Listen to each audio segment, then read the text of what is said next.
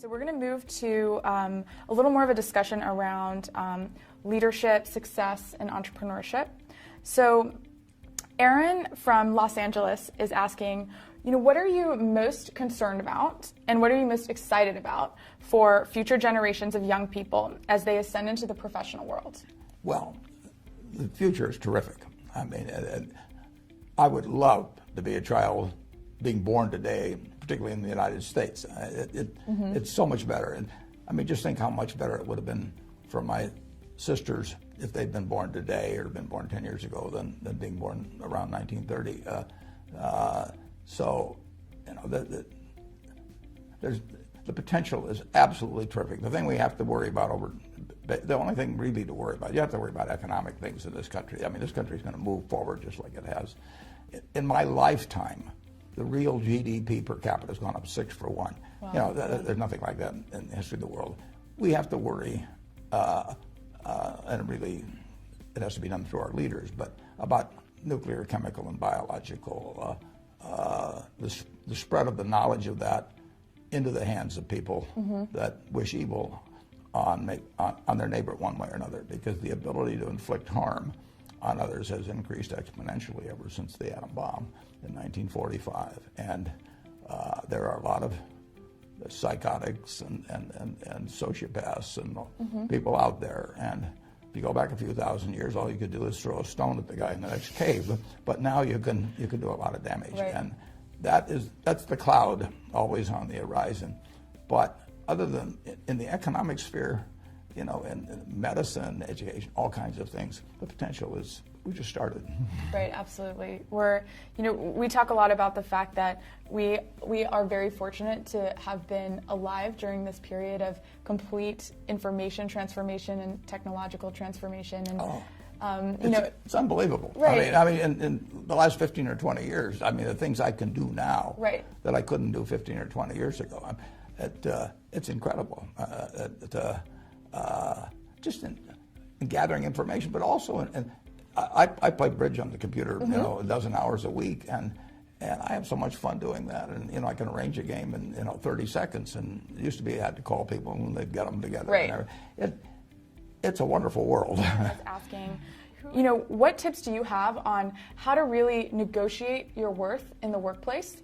Whether it's negotiate your salary, we had Equal Pay Day recently, and that's something that we really worked to teach our members how to do. Like, what advice do you have? Well, that was one of the interesting things, because in Cheryl's book, she talked about when she went home and sort of was going to take the first offer someplace, and her husband told her, you're crazy to take the first offer, you ought to negotiate. I've actually had a little different experience in life.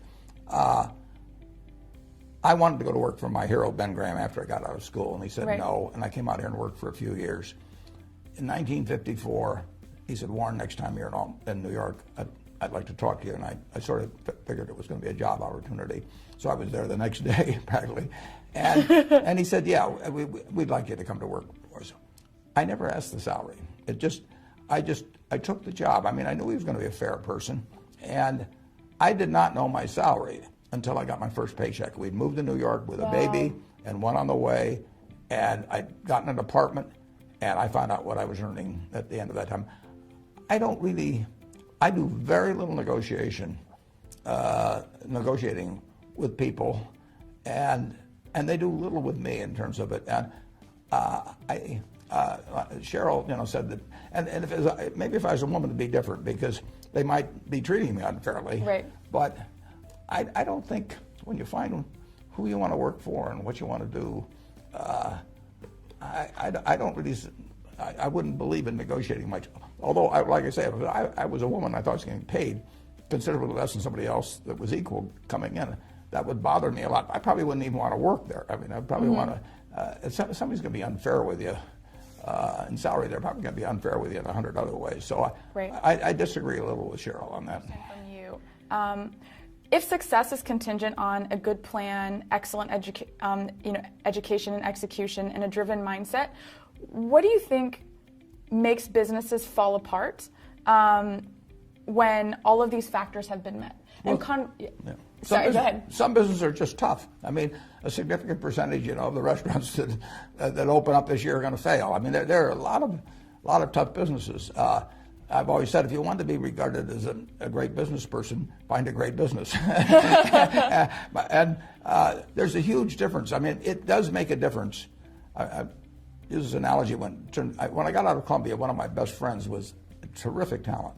And he went to work in the steel business, and he did okay, but it was the wrong business to be in. It's very important to get on the right train. I mean, you want to get on a train that's going to go 90 miles an hour, and not one that's going to go 30 miles an hour, and you're going to try to figure out how to push it along a little faster. So it really does make a huge difference.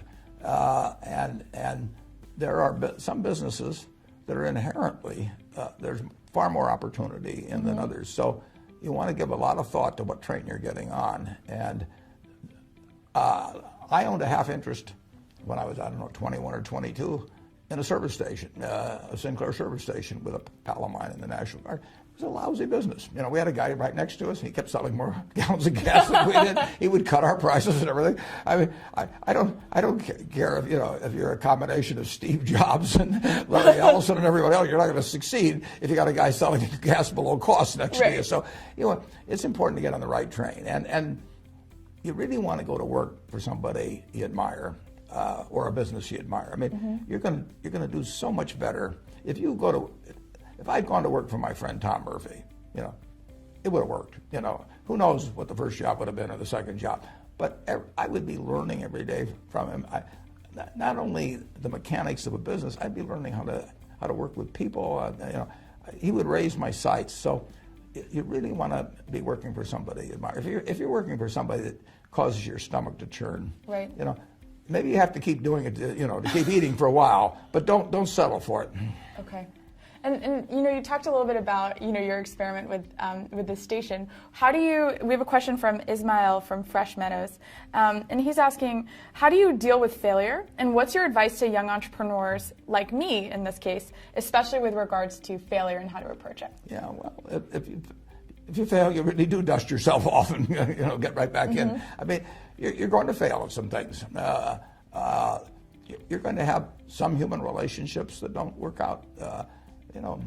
Fairly significant number of people get divorced. I mean, that's a very big decision to have turn out badly. But I think if you study almost everybody and read Kay's book, Personal History, and everybody fails at some things. I mean, particularly when you're younger. I mean, you do have less experience in evaluating humans and just knowing about whatever it may be businesses. But it is not fatal. I mean, if you're healthy and you live in this, particularly living in this country, there's going to be an opportunity that comes along. I got turned down for the Harvard Business School when I got out of the University of Nebraska. And I remember, I went to Chicago to get interviewed. This is when you traveled on the train. And so I spent 10 hours going there, and this fellow looked at me, and about 10 minutes he said, forget it, pal. Oh, wow. And now I've got to go back on the train 10 hours and think, what am I going to tell my dad? What am I going to tell my dad? I mean, my dad always told me I could do anything, and everything. Now I've just gotten turned down. But it turned out to be one of the best things that ever happened to me, because then I went to Columbia where Ben Graham was. In fact, it probably even affected who I married, because I took a one-year course at Columbia instead of 2 years at Harvard, and she might have found some other guy during that time. And almost everything in my life that looked like a failure has either usually it's turned into a success. I mean, the world isn't over. If you have bad luck in health, that's tough. I mean, there's just no getting away. I've been lucky on that. But the other kind of things, if you're healthy and you're bright and you've got decades ahead of you, if something goes wrong, if you find yourself working for the wrong employer and they're doing things you don't approve of, or they're not treating you fairly, the world isn't over yet. You just go out and find somebody else.